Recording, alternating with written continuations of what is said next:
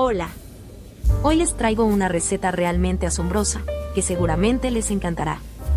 ¿Alguna vez te has preguntado cómo combinar dos pasteles en uno? Hoy te mostraré cómo hacerlo. Necesitarás 2 tazas de mezcla para pastel.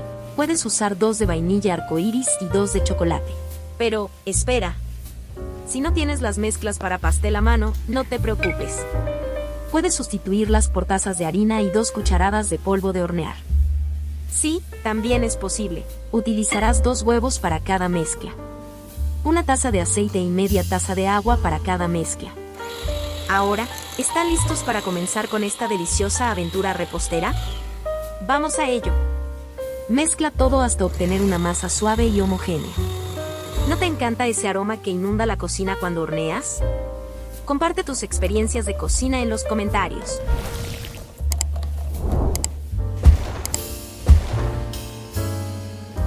Vierte la mezcla en un molde previamente engrasado.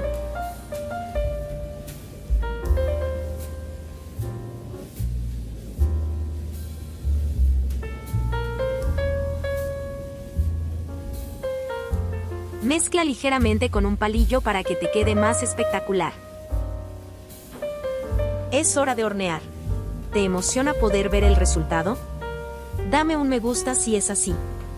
En el horno previamente calentado, hornea este increíble pastel a 180 grados Celsius por 45 minutos. Y aquí está el truco mágico. 2 pasteles en uno. Uno de vainilla arcoíris y el otro de chocolate. Perfecto para satisfacer todos los gustos. ¿Cuál prefieres tú? Déjamelo saber abajo en los comentarios.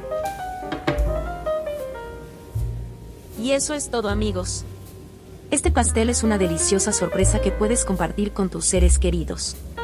Si te ha gustado este video, no olvides suscribirte al canal y darle like.